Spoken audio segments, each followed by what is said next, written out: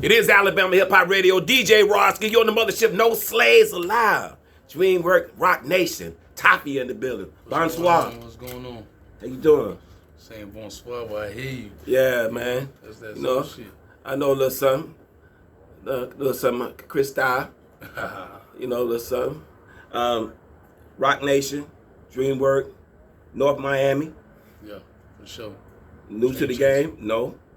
No. I mean, How long you been doing this? I've been rapping about 5 years, 5, 6 years. What made you say I'm ready to put the foot on the gas? I always put the foot on the gas. In everything you do. Everything. You know, one thing that we have is share in common is the number 7. Yeah, because I did 7. Oh, yeah? Yeah, I did 7 in the feds. Yeah, I did 7 in the feds. Yeah, sure. and I came out of there with a new outlook on life and a new outlook on what I want to do and my purpose. Yeah. Is that the same thing you did? Yep. Because I was before this, before I did my bid, I definitely wasn't thinking about being a rapper. Definitely. One thing I noticed by listening to the music was no song sounded the same, and I'm thankful for that because you know nowadays it's just repetition and repetition. Yeah. But every song I heard had a different delivery. Every song I heard had a different vibe. Yeah. What do you pay that homage to? Just me myself on how I listen to music. I don't like artists where every song sound the same. The like diversity. You'd be cool when you fresh on the scene. I listen to you, but after you sound the same on every song, I can't listen to you no more. Yeah. You know, I ain't gonna name drop, but there's a lot of artists that like that. But really, for real, I pay attention. Them be the ones that don't really last too long. You know, I want to ask you some other stuff to get a little personal because I know oftentimes you hear the same repetitive questions about it. I want to talk about Haiti. Yeah. I want to talk about France, owing Haiti a bunch of money. I want to talk about the diplomatic and the trade deficiencies that are crippling Haiti. And do you ever assimilate any of your music into about the revolution and the hurt and the pain of Haiti, or do you carry that in your very being, in yourself? I carry it in my being, and I don't really express it too much in the music because I don't really try to get too political in the music. Mm-hmm. But I mention it every here and there, like, you know, on the song "Nobody," I mentioned a little bit about it on the second verse. How do you feel personally about that?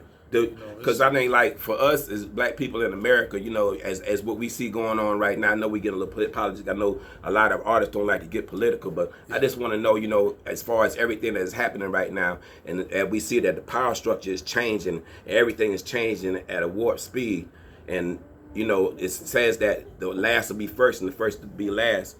How do you feel about Haiti about that? Because Haiti's always been at the bottom. Yeah, Haiti's been at the bottom when really they should be at the top. Exactly. Because a lot of things came from Haiti. A lot of, you know, we're the first black nation to get our independence. Independence, absolutely. In 1804. And a lot of people don't know Haitians helped America to discover a few states. Absolutely. You know what I'm saying? And you know.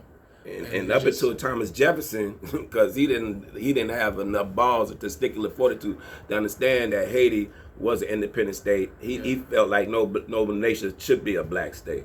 Yeah. So up until then, you were a sovereignty and you were a free state. Do you think that drives you? That always feeling like you're an underdog and just have to be with the people, because we know Haitian people are some of the most humble people around. Yeah, definitely. Like, we don't look for violence, you know.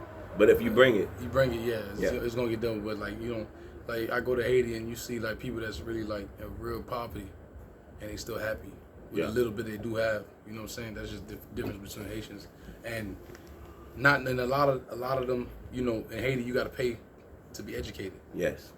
The money ain't really there, so they don't really know a lot of the stuff I know unless they grandma or grandparents tell them exactly what was going on. Like, Haiti has oil, Haiti has gold, Haiti has chocolate. Haiti has some of the largest oil refineries right now as of today. Exactly. But they have not tapped into it yet. So, you know, the other governments was playing up under Haiti, making it seem like they need friends when really the Haitians that really live on the island don't know about that oil refinery. Exactly. But the other governments, you know, they know about the oil stuff and they just taking it. Kind of like Africa when they came with the Bible. Yeah. And we had the land, and when they left, we left us with the Bible, but they took the land. Yeah, exactly. Yeah. So let's talk about the music. you've been doing this for a minute.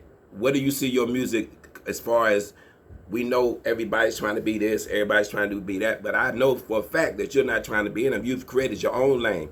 Yes. How's the reception been? And I know in Miami that you said the North Side and everybody fuck with you. Yeah. What about your people in Haiti?